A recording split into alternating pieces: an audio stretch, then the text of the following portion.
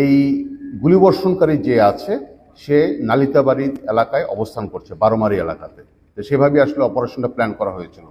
মূল অপারেশনটা প্ল্যান ছিল এরকম যে ঢাকা থেকে যে টিমটা আসছে আর আমরা দুজন মিলে একসাথেই নালিতাবাড়িতে অপারেশন করব।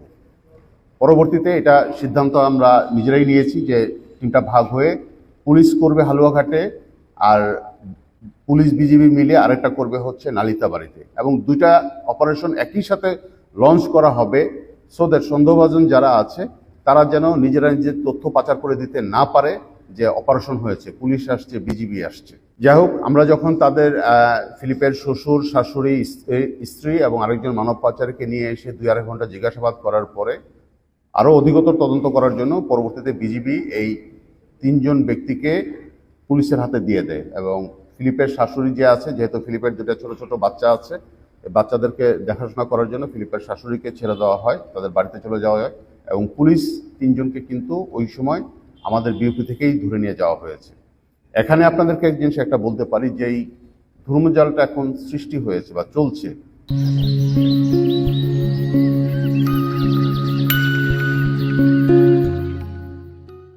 আমরা কেউ 100% বলতে পারছি না যে আক্রমণকারী যে ছিল সে সীমান্ত, আমাদের এই ময়মনসিংহ সীমান্ত দিয়েই পালিয়ে ভারতে চলে গিয়েছে নাকি যায়নি, এটা নিয়ে আমরা লক্ষ্যে এখনও কাজ করছি। আমরা কেউ নিশ্চিত না। আমরা ফিলিপকে ধরার জন্য আমরা সর্বাত্মক শক্তি আমরা নিয়োগ করেছি, আমরা গোয়েন্দা তৎপরতা আমরা চালাচ্ছি, কারণ ফিলিপকে ধরা গেলে অনেক কিছুর তথ্য আমরা হয়তো বের করতে পারবো যদি পাচার হয়ে থাকে।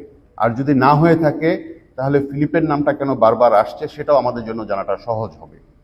এখানে যাতে এই যে আমাদের বিভিন্ন কোশ্চেন তৈরি হচ্ছে বিভিন্ন সংবাদ মাধ্যমে বা সামাজিক যোগাযোগ মাধ্যমগুলোতে লেখালেখি হচ্ছে, যে কথাগুলো বলা হচ্ছে, এটা কিন্তু আমরা কেউ নিশ্চিত না। পুলিশও কিন্তু এখন পর্যন্ত নিশ্চিত না। বিজিবি যারা আমরা বর্ডারে কাজ করি, যারা আমরা সারা বছর সীমান্তে আমরা থাকি, আমরা কিন্তু তারা এখন পর্যন্ত নিশ্চিত হতে পারিনি। আমরা দুটো সম্ভাবনাকে নিয়েই আমরা কাজ করছি, পালিয়ে গিয়েছে অথবা পালায়নি।